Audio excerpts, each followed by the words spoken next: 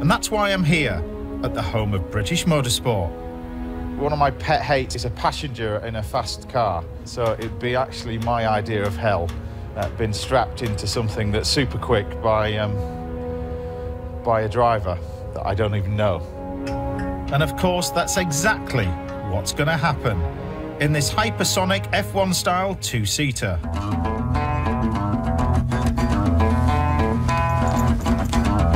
It's a bit basic. There's not a lot of room in here. I'm just wondering what that is. If it had one seat, then I'd be interested. Well, I'm hoping the guy knows what he's doing. Because I haven't ever seen a two-seater racing car like this before.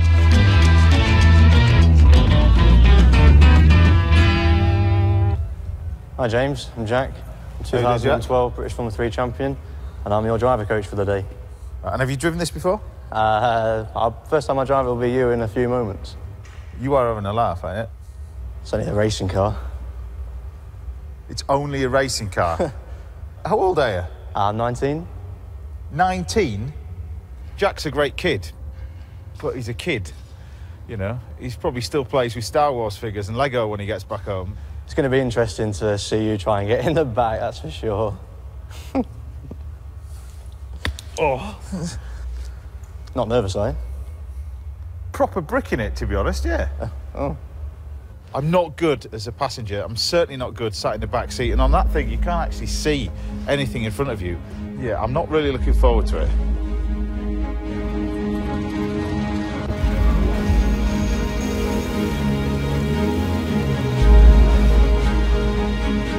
Jeez. So actually, this is quick enough, to be honest.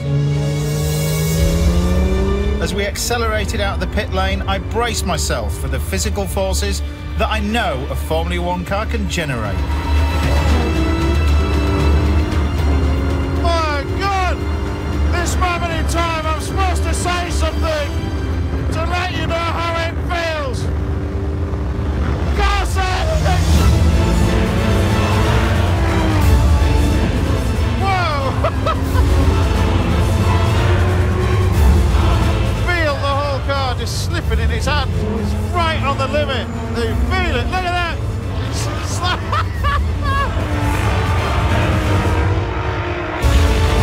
In the late 60s, aerodynamics completely changed motorsport. Modern-day F1 cars with their sharp nose and wings front and rear can be traced back to Jackie's day. The overall effect pushes the car to the tarmac, meaning it can corner at phenomenal speeds. The G-force left and right to there, and then your neck. And as for Jack, my junior racer, what a driver! Unbelievable!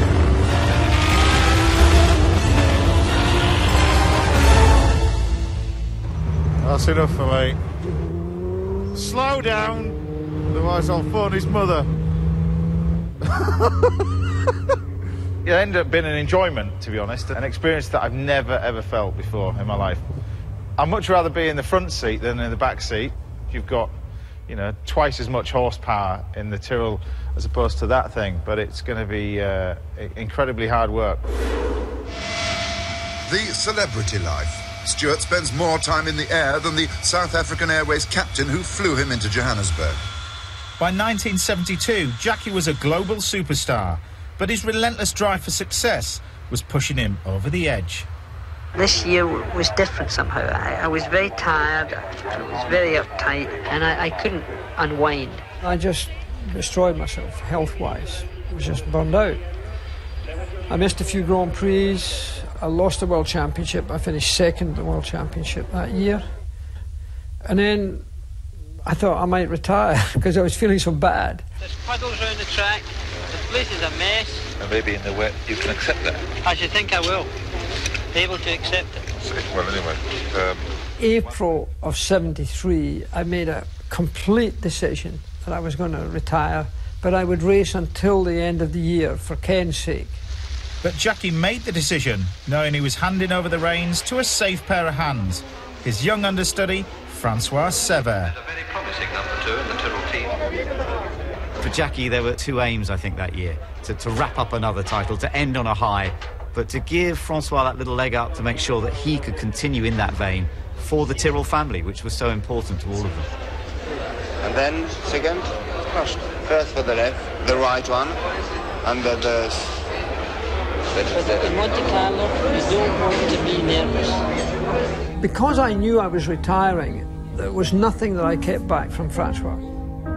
He was a very attractive man for the ladies. He had unbelievable eyes, a great sense of humour. He had a fantastic physique, like a young fighting bull. And as a racing driver and as a teammate, I couldn't have had a better one. There was an affection there, a genuine affection that Jackie had for Francois. He was part of the Stewart family. You would think that Jackie teaching me everything he knows, I will become another Jackie Stewart. Peut-être. Well, but for the moment I'm far to be as good as Jackie Stewart. So I'm François Sever. Team Tyrrell had a bright future. All Jackie had to do was go out in style. In 1973, we just couldn't do a thing wrong. They were like two brothers on the same team. Jackie kept his decision to retire a secret and approached his final season with renewed vigour. Jackie Stewart racing towards the finishing line. With teammate Sever second, a triumph for Stewart and the British Tyrrell fourth.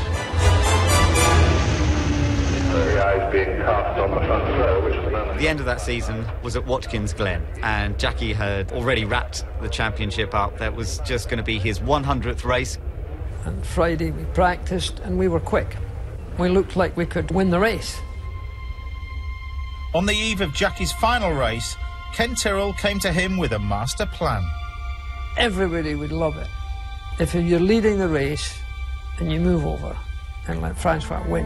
And I said, oh, Ken, you know, you're asking a lot. This is my last race ever. If I can win the race, I'd love to.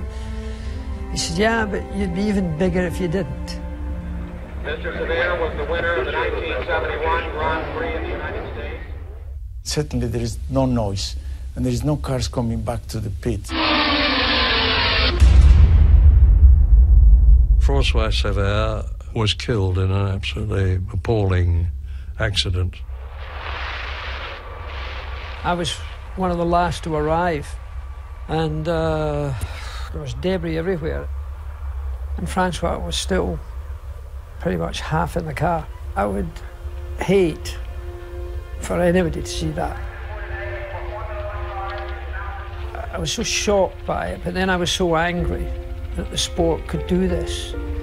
And I stayed for what I thought was long enough, but looking back, I wish I hadn't left when I did. 04 went through the guardrail. No reason has been given for the accident. Everybody in the team were terribly affected, naturally.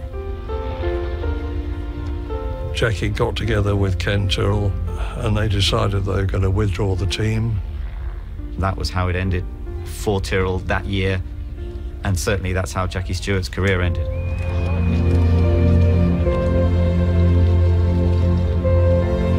He missed his 100th Grand Prix. He achieved his World Championship for the third time, but he did it in very tragic circumstances.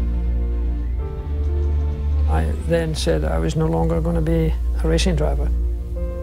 It was a decision I have never, ever regretted. I was never tempted ever to go back. It just never entered my head.